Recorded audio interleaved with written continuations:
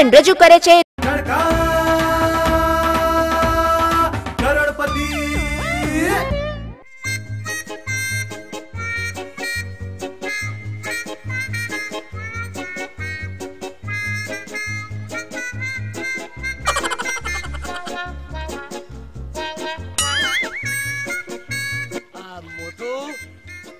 વારે આ તરફ કેમ જુએ છે? કોઈ લેણિયાત મારવા આવવાનો છે કે શું? અરે ના છોટુ, મારી લીલા આ બાજુથી આવવાની છે. લીલા અરે બંને એક જ કહેવાય. તારી લીલા આ લેણિયાતો કરતા ઓછી માથા ભારે નથી. એ જે હોય તે, લીલા સાથે મારા લગ્ન થવાના છે. એ મને બહુ જ ગમે છે, બહુ જ ગમે છે. અરે વાહ ભાઈ વાહ, મારા લજામણીના ઝાડ. એ કાલ લજામણીના ઝાડ ના હોય, લજામણીના છોડ હોય, રણછોડ. હા એ તો હવે મને પણ ખબર છે, પણ તારા જેવાને તો મારે ઝાડ જ કહેવો પડે. તારા જેવા તોતિંગને હું છોડ કહું ને તો આ આજુબાજુના બધા છોડ છે ને એની મેતે બળી જાય. મને જેવું હોય તે યાર, મને મારું કામ કરવા દે ને યાર. કયું? તારી લીલાની રાહ જોવાનું? સારું સારું કર. પણ મોટું, તારી લીલા તો આ તરફ રહે છે, તું કેમ આ તરફ જુએ છે? અરે એ શાકભાજી લેવા શાક માર્કેટમાં આ બાજુ ગઈ છે, આ બાજુથી પ્રગટ થશે.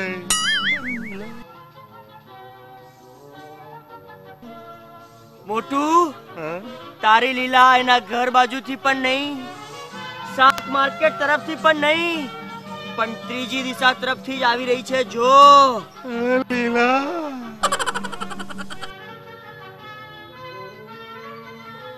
એ થોટિયા, મારી લીલા આ બાજુથી ગઈ હતી, આ બાજુથી ક્યાંથી પ્રગટ થઈ યાર? અબે મોટું, તું મને શું પૂછે છે? એ આવે છે એને જ પૂછ ને. હા એ ખરું. અરે લીલા, લીલા યાર તે તો બહુ રાહ જોડાઈ યાર. જા. પણ હું શાક લેવા ગઈ હતી તો પછી મોડું તો થાય ને બક્કા. અરે પણ રાહ જોવામાં ને જોવામાં તારો બકો અડધો અડધો થઈ ગયો. શાક માર્કેટના રસ્તે ચાતક બનીને તારી રાહ જોતો તો. હા લીલા યાર, તું આ બાજુથી ગઈ હતી ને આ બાજુથી કઈ રીતે આવી? જાદુ, મને છે ને જાદુ આવડે છે. તમને લોકોને ખબર છે, હું ચાહું ને એ દિશામાંથી આમ પ્રકટ થઈ શકું છું. શું વાત કરે છે, શું વાત કરે છે લીલા? એ તને જાદુ આવડે છે એ વાત તો તે મને કીધી જ નહીં બકા. કીધી વાત તો તું શો ગોઠવવાનો હતો ને. હા તો રજૂ કરીએ છે જાદુ સમ્રાજ્ઞી મિસ લીલાવતી રજૂ કરે છે. હું તો મજાક કરું છું, મને કોઈ જાદુ બાદુ કે આદુ નથી આવડતું. આ તો છે ને મોટી માર્કેટમાં ગઈ હતી ને એટલે હું આ બાજુથી આવી. એમ? મોટી માર્કેટ? તું મોટી માર્કેટમાં ગઈ હતી શાક લેવા? શાક વાત તો કશું લાવી જ નથી. હા, ખાલી હાથ ઉલાળતી ઉલાળતી તું તો પાછી આવી ગઈ. અરે શું વાત કરું તમને લોકોને ખબર છે, આજકાલ શાકભાજીના ભાવમાં તો આગ લાગી છે, આગ. હું નજીકના માર્કેટમાં ગઈ ને તો ત્યાં શાકભાજીના ભાવમાં વધારો હતો, એટલે મને થયું કે મોટા શાક માર્કેટમાં જઉં તો ત્યાં પણ ભાવમાં વધારો હતો, એટલે હું એમનેમ જ આવી ગઈ. હા હો યાર, શાકભાજીના ભાવ છે ને સબ ફાટીને ધુમાડે ગયા છે. અરે ધુમાડાથી પણ વધારે છેક આકાશમાં પહોંચી ગયા છે. હા યાર, મારી લીલા જેવી લીલાની જો આ દશા થતી હોય તો પછી સામાન્ય માણસોને તો બિચારાનું શું થતું હશે? અરે એ લોકો તો શાકના ફોટા જોઈને ધરાઈ જતા હશે. હા, આ તો હજુ શરૂઆત છે. પેલા શાકભાજી વાળા ભાઈ એવું કહેતા હતા કે આજે ડુંગળી 10 રૂપિયાની મળે છે ને એના ભાવ 2 દિવસમાં 40 થઈ જવાના છે. અને પછી તો છે ને શાકના ફોટા જોવાનો પણ ચાર્જ લેવામાં આવશે. હા યાર હો, આ મોંઘવારીએ તો સામાન્ય માણસોની બિચારીની જિંદગીની પેલી શું કહેવાય પથારી ફેરવી નાખી છે યાર. હા સાચી વાત છે, હો બિલકુલ સાચી વાત છે. એ હા, મારે તો ઘરે જવાનું છે, પપ્પા રાહ જોતા હશે. હું શાકભાજી તો લાવી નથી, તો મારે બીજું કંઈક બનાવીને આપવું પડશે ને, તો હું જાઉં. હા હા, એક કામ કર, અહીંથી થોડું ઘાસ લેતી જા, વઘારીને ખવડાવજે યાર. શટ અપ, મારા પપ્પા વિશે ગમે તેમ નહીં બોલવાનું. તારા પપ્પા માટે કાં બોલું છું લીલા? લીલા આવજે, આવજે. છોટું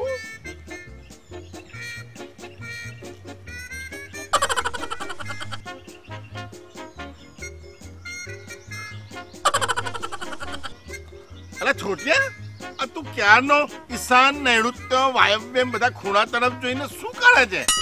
આ બે મૂર્ખા મોટું, હું એ દિશાઓ નથી જોતો, હું તો ખૂબ વિચાર કરું છું. અને પ્રખ્યાત વિચારકો આ રીતે જ વિચાર કરતા હોય છે. પણ તું ક્યાં પ્રખ્યાત વિચારક છે? તું તો કુખ્યાત વિચારક છે. જેવો છું તેવો, પણ વિચારક તો છું ને. અરે વિચારવું એ તો કળા છે. એમ મને એમ કે અંક કસરતના દાવ છે. એ તું શું વિચારતો તો યાર? અરે આ તારી લીલા હમણાં થોડી વાર પહેલા અહીંયા આવી હતી ને, ત્યારે એને એક જોરદાર વાત કરી હતી.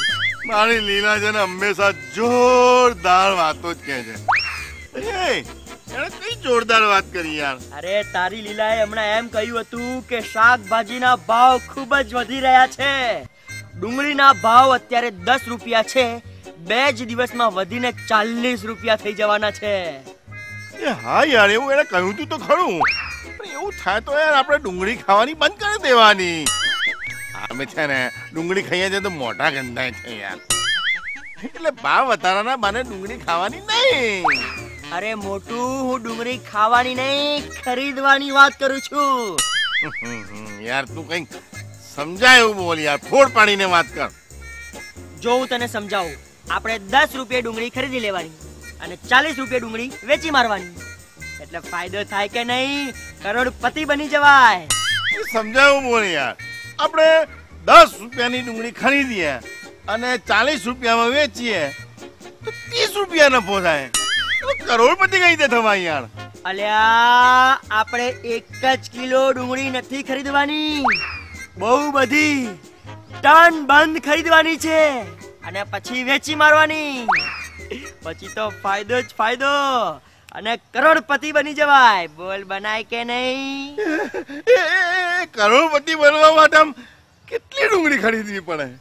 મેં બરાબર પાકી ગણતરી કરી નાખી છે. મારું ગણિત જોરદાર પાક્કું છે. એટલે મેં ગણતરી કરી છે કે 30 રૂપિયાના નફા સાથે આપણે કરોડપતિ બનવું હોય તો શું?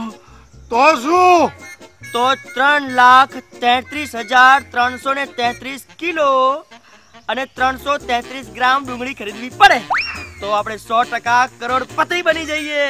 ઓ બા, 3,33,333 કિલો ડુંગળી અને 333 ગ્રામ. આટલી ડુંગળી ખરીદીએ તો આપણે 100% કરોડપતિ બની જઈએ. છોટિયા, આટલી બધી ડુંગળી આપણે ખરીદવા માટે પૈસા ક્યાંથી લાવીશું? અરે ધારો કે પૈસા લાયા તો આટલી બધી ડુંગળી આ ગજવામાં કઈ રીતે રાખીશું? અરે યાર, તું એની ચિંતા ના કર. બધું મારા મગજમાં ફિક્સ થઈ ગયું છે. બધો પ્લાન ગોઠવાઈ ગયો છે. શું ફિક્સ થઈ ગયું છે? શું ગોઠવાઈ ગયું છે કે ને યાર?